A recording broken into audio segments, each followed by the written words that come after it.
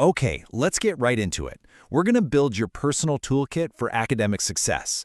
Seriously, this is all about transforming the way you study, making it way more effective, super efficient, and honestly, a whole lot less stressful.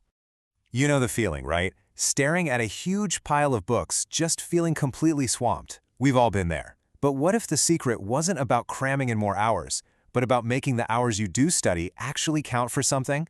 Well, that's exactly what we're about to break down. So here's our game plan. We're going to build this toolkit in 3 main parts. First up, the tools you need for just gathering information. Second, the tools for managing, yourself. And third, the tools for working with other people. Then we'll pull it all together to see how you can build your own success. Okay, first up, your information toolkit. Before you can even think about mastering a subject, you've got to have the right tools to find, get your hands on, and actually understand all the material. Now I know what you're thinking, a dictionary? It sounds so basic, but trust me, this is your #1 foundational tool. Why? Because a word you use every day can have a super specific, totally different meaning in an academic paper. Getting that definition right from the get-go is the first real step to understanding anything. And the best part? You don't need some huge, heavy book anymore. Online dictionaries are instant, and they're incredibly powerful. You can even find these amazing specialized tools, like collocation dictionaries. These are fantastic because they don't just tell you what a word means. They show you what other words it likes to hang out with. It's a total game changer for helping you write and speak more naturally. All right, so you're getting the vocabulary down. That's awesome. But knowing the words is really just the beginning. Now you have to actually find the right information out there in the wild. These 3 little tricks will absolutely revolutionize your Google searches. First, just type in a question like you are asking a real person. Super simple. Second, if you need an exact phrase, wrap it in quotation marks. This finds those exact words in that exact order. And third, use the plus or minus sign right before a word to either force it to be in your results or make sure it's not. So simple, but wow, so effective.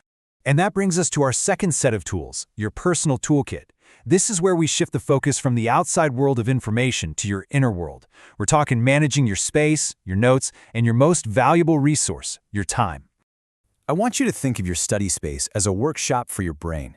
It has to be set up for focus. And that means a calm, relaxed environment where you are not going to be interrupted.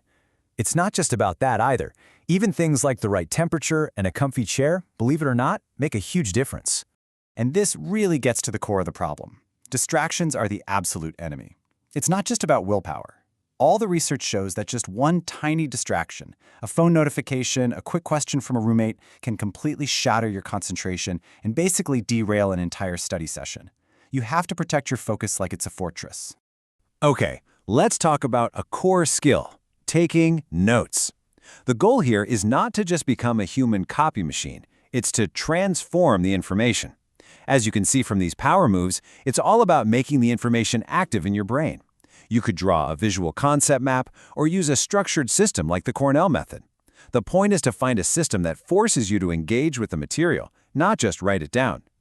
The final tool in our personal kit is time management.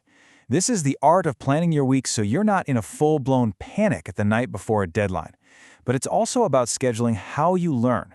You know that thing where you forget information over time? It's called the forgetting curve. Smart time management means scheduling short, spaced-out review sessions to beat that curve. It's a technique called spaced repetition, and it's how you make knowledge actually stick. All right, on to our final section, the people toolkit. Let's be real. Learning is not a solo mission. It usually happens through talking, debating, and working together. So mastering how you communicate your ideas and listen to others is just as important as mastering the subject itself. This quote really just says it all, doesn't it? Being a strong communicator isn't just a nice-to-have skill. It directly impacts your success, from landing your first job to moving up in your career and even in your own personal development. The sooner you start working on these skills, the better off you'll be. This is such a critical question, especially now that so much of our learning happens through a screen. The rules of engagement are, a little different online, but they are every bit as important. Here's the bottom line. You have to treat an online class like a real one. That means getting dressed appropriately, sitting at a desk to signal to your brain that it's time to work, giving the instructor your full attention, and making sure your space is quiet. It's all about showing respect for yourself, for your teacher, and for everyone else in the class.